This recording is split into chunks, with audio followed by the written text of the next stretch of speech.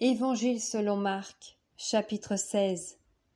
Lorsque le sabbat fut passé, Marie de Magdala, Marie mère de Jacques et Salomé achetèrent des aromates afin d'aller embaumer Jésus. Le premier jour de la semaine, elles se rendirent au sépulcre. De grand matin, comme le soleil venait de se lever, elles disaient entre elles: Qui nous roulera la pierre loin de l'entrée du sépulcre? Et levant les yeux, elles aperçurent que la pierre, qui était très grande, avait été roulée. Elles entrèrent dans le sépulcre, virent un jeune homme assis à droite, vêtu d'une robe blanche, et elles furent épouvantées. Il leur dit: Ne vous épouvantez pas, vous cherchez Jésus de Nazareth qui a été crucifié. Il est ressuscité, il n'est point ici. Voici le lieu où on l'avait mis.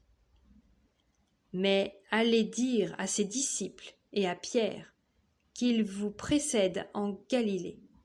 C'est là que vous le verrez, comme il vous l'a dit.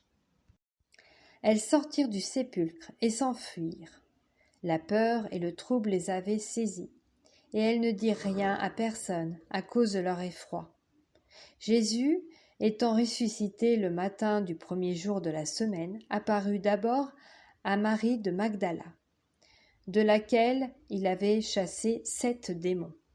Elle alla en porter la nouvelle à ceux qui avaient été avec lui et qui s'affligeaient et pleuraient. Quand ils entendirent qu'il vivait et qu'elle l'avait vu, ils ne le crurent point. Après cela, il apparut sous une autre forme à 2 d'entre eux, qui étaient en chemin pour aller à la campagne.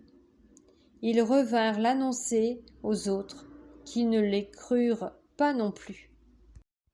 Enfin, il apparut aux 11, pendant qu'ils étaient à table, et il leur reprocha leur incrédulité et la dureté de leur cœur, parce qu'ils n'avaient pas cru ceux qui l'avaient vu ressusciter.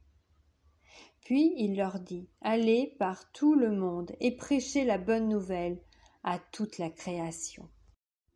Celui qui croira et qui sera baptisé sera sauvé, mais celui qui ne croira pas sera condamné. Voici les miracles qui accompagneront ceux qui auront cru. En mon nom, ils chasseront les démons. Ils parleront de nouvelles langues. Ils saisiront des serpents. S'ils boivent quelque breuvage mortel, il ne leur fera point de mal. Ils imposeront les mains aux malades, et les malades seront guéris. Le Seigneur, après leur avoir parlé, fut enlevé au ciel, et il s'assit à la droite de Dieu. Et ils s'en allèrent prêcher partout.